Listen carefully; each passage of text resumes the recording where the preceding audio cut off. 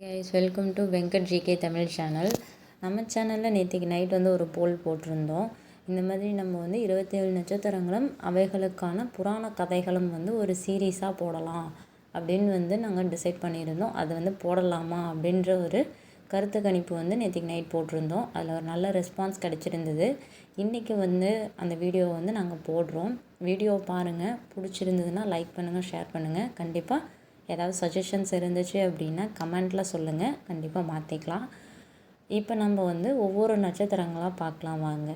இன்றைக்கி 2 நட்சத்திரம் பார்க்கலாம். இதையும் நீங்கள் சஜஷன் சொல்லுங்கள். ஒரு வீக்கில் நம்ம 5 நட்சத்திரம் போடலாமா, இல்லை எத்தனை நட்சத்திரங்கள் போடலாம் மேக்ஸிமம் மினிமம், அதை நீங்கள் சொல்லலாம். முதல் நட்சத்திரம் அஸ்வினி நட்சத்திரம். இது பேருக்கு ஏற்ற மாதிரியே அஸ்வினி குமாரர்களோட தொடர்புடையது. இதில் 2 வகையான புத்திரர்கள் இருக்காங்க. எப்படின்னா சூரிய புத்திரர்கள், அதே மாதிரி பாண்டு புத்திரர்கள். 2 பேருமே அஸ்வினி குமாரர்கள் இல்லை அஸ்வினி சகோதரர்கள் அப்படின்னு தான் அழைக்கப்படுறாங்க. இவங்க 2 பேர்த்த பற்றியுமே பார்த்துடலாம் வாங்க. முதல்ல சூரிய புத்திரர்கள்.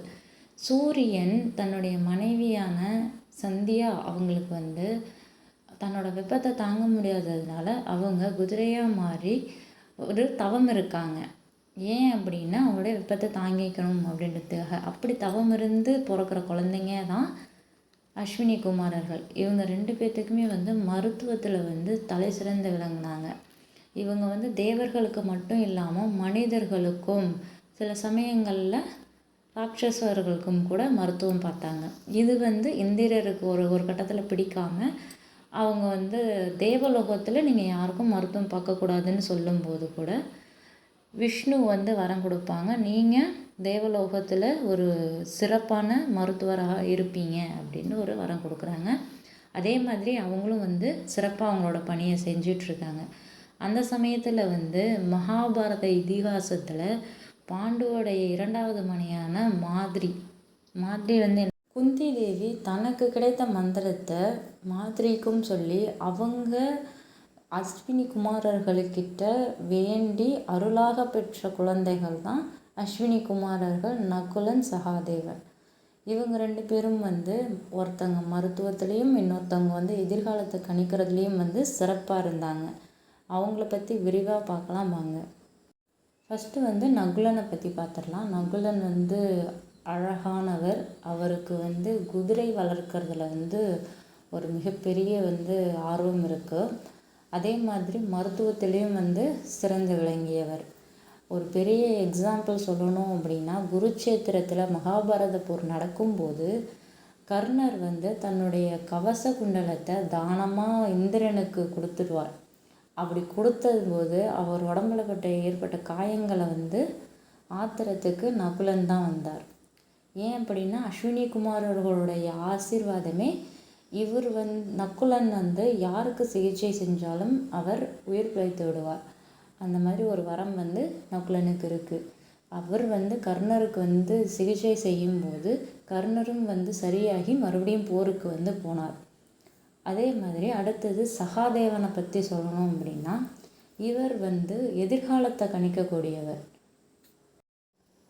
துரியோதனன் மகாபாரத போரில் யார் வெல்வாங்க, முடிவு என்னவாக இருக்கும் அப்படின்னு தெரிஞ்சுக்கணுன்னு ஆசைப்படும்போது சகாதேவன்கிட்ட கேட்கும்போது அவர் தர்மத்தை கடைபிடித்து அந்த உண்மையை சொல்லலை. அவருக்கு தெரியும், ஆனால் சொல்லலை. இந்த இருவேறு சிறப்பான நிகழ்ச்சிகள் அந்த போகிறப்ப நடந்துச்சு.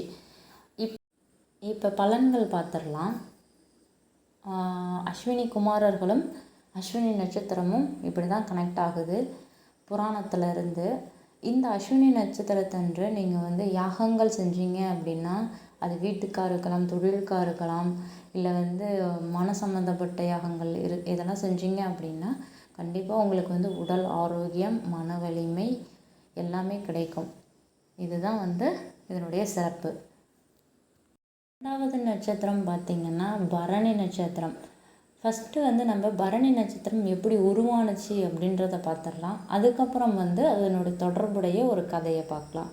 ஃபஸ்ட்டு பரணி நட்சத்திரம் எப்படி உருவானுச்சு அப்படின்னா, பார்க்கடலில் அமிர்தம் கடையும் போது ஒரு ஒளி, ஒரு ஜோதி அந்த அமிர்தம் கடையும் போது வெளியே அந்த ஒளியை தான் பிரம்மா வந்து பரணி நட்சத்திரமாக வானத்தில் வச்சாங்க. இப்போ அந்த பரணி நட்சத்திரம்ன்றது என்ன அப்படின்னா நேர்மை, தர்மம் இதெல்லாம் வந்து நிலைநாட்டக்கூடிய நட்சத்திரம். இது யார் கையில் இருக்கணும் அப்படின்னு வந்து ஒரு கேள்வி வரும்போது யமதர்மர் அவர் வந்து எல்லா உயிர்களையும் வந்து பார்க்குறாரு. பரணியின் விதி என்ன அப்படின்னா நல்லவர்களுக்கு மட்டும் அந்த நட்சத்திரம் தெரியும், தீமை செய்பவர்களுக்கு அந்த நட்சத்திரம் கண்ணுக்கு தெரியாது அப்படின்றது தான் பிரம்மா எழுதியிருக்கிறது. இப்போ இதுதான் வந்து பரணி உருவான விதம். இப்போ வந்து இதோட தொடர்புடைய ஒரு புராண கதையை வந்து பார்த்துடலாம். யமதர்மர் அவங்க எல்லாத்துக்குமே தெரியும். யமதர்மர் வந்து அவர் வந்து இவங்க வந்து பணம் நிறையா வச்சுருக்காங்க, இல்லை இவங்க வந்து நமக்கு ஃபேவர் நிறைய செய்வாங்க அப்படின்னு யாரையும் பார்க்க மாட்டாங்க. அவங்க கர்ம வினைகளுக்கு ஏற்ப பலனை வந்து தருவார். அது எவ்வளோ பெரிய ஆளாக இருந்தாலும் தண்டனை ஒன்று தான் அப்படின்னு இருக்கிறாரு. இந்த சமயத்தில் தேவர்கள், முனிவர்கள், மனிதர்கள் எல்லாமே வந்து இவர் வந்து கெட்டவர், இவர் வந்து ஈவு இரக்கம் இல்லாதவர், இவர் வந்து மனிதர்களின் உயிரை வந்து பறிப்புவார் அப்படின்லாம் வந்து நிறைய பழிகளை சொல்கிறாங்க. யமதர்மர் வந்து விஷ்ணு கிட்ட போய் முறையிடுறாரு. நான் வந்து கடமையை தானே செய்தேன், ஏன் இப்படி வந்து சொல்கிறாங்கன்னும் போது விஷ்ணு வந்து வரம் கொடுக்குறாரு, நீ எப்பொழுதுமே வந்து தர்மத்தின் தெய்வமாக தான் இருப்ப, அதனால தான் வந்து யமதர்மர் அப்படின்னு வந்து அவருக்கு பேரே வந்துச்சு. இப்போ என்ன ஆயிடுச்சு அப்படின்னா மார்க்கண்டேயர் கதை பற்றி உங்களுக்கு தெரியும்னு நான் நினைக்கிறேன். மார்க்கண்டேயர் வந்து 16 வயதில் வந்து இறந்துருவாங்க அப்படின்னு ஒரு சாபம் இருந்துச்சு. அந்த 16 வயசில் வந்து யமதர்மர் வந்து மார்க்கண்டேயரை பிடிக்க போகும்போது அவர் தன்னை சிவலிங்கத்தை வந்து கட்டி பிடிச்சிக்கிட்டார். இருந்தாலும் நான் வந்து என்னுடைய கடமையைத்தான் செய்வேன் அப்படின்னு யமதர்மர் பாசக்கயிறை வீசும்போது யமதர்மரை வந்து சிவன் வந்து அழிச்சிடுவார். அழித்ததுக்கப்புறம் மறுபடியும் திரும்பி உயிர் தெழும்போது யமதர்மருக்கு வந்து ஒரு சாபம் இருக்குது. என்ன அப்படின்னா பரணி நட்சத்திரம் வந்து இவருக்காகத்தான் கொடுத்தாங்க. யமதர்மர்கிட்ட தான் பரணி நட்சத்திரம் இருக்குது. ஏன் அப்படின்னா அவர் வந்து தர்மத்தை தவறாமல் நீதியை மட்டும் செய்கிறவர். அதனால் இப்போ என்ன ஆயிடுச்சு அப்படின்னா இவருக்கு ஒரு சாபம், உனக்கு பரணி நட்சத்திரம் வந்து ஞாபகமும் இருக்காது, உன் கண்களுக்கும் தெரியாது. கலியுகம் முடியும் போது கல்கி அவதாரம் விஷ்ணு எடுக்கும்போது நீ அப்போ தான், அதாவது என்ன சொல்லப்போனால் கலியுகம் முடிகிற நேரத்தில் தான் பரணி நட்சத்திரம் உன்னுடைய கண்களுக்கு தெரியும். அப்போ தான் வந்து நீதியை நிலைநாட்டி நீ வந்து அடுத்த யுகத்தை வந்து உருவாக்குவ அப்படின்றது மாதிரி ஒரு சாபம் இருக்குது. சாப விமோச்சனம் என்ன அப்படின்னா கலியுகம் முடியும் போது விஷ்ணு வந்து புது உலகத்தை வந்து உருவாக்குவார். இதுதான் நம்பிக்கை, சரிங்களா?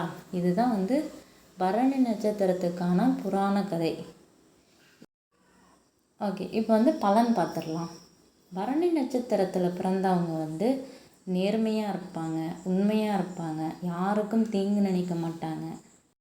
இந்த வீடியோ பிடிச்சிருந்தா கண்டிப்பாக லைக் பண்ணுங்கள், ஷேர் பண்ணுங்கள், கமெண்ட் பண்ணுங்கள். இந்த மாதிரி நிறைய இன்ட்ரெஸ்டிங்கான புராண கதைகள் வந்து ஒவ்வொரு நட்சத்திரத்துக்கும் இருக்குது. இன்னும் சொல்லப்போனால் யூனிக்கான கதைகள் இன்ன வரையும் நானே வந்து கேட்காத கதைகள்லாம் இருக்குது. உங்களுக்கு பிடிச்சிருந்ததுன்னா லைக் பண்ணுங்கள். கண்டிப்பாக நீங்கள் போடுற லைக்கில் தான் வந்து எங்களுக்கு தெரியும் உங்களுக்கு வந்து இது பிடிச்சிருக்கு, நாங்கள் இதை கண்டினியூ பண்ணலாம் அப்படின்ற ஒரு மோட்டிவேஷன் வரும். இந்த வீடியோ பிடிச்சிருந்தால் லைக் பண்ணுங்கள், ஷேர் பண்ணுங்கள், கமெண்ட் பண்ணுங்கள், மறக்காமல் சப்ஸ்கிரைப் பண்ணுங்கள். நெக்ஸ்ட் வீடியோவில் பார்க்கலாம். Bye guys.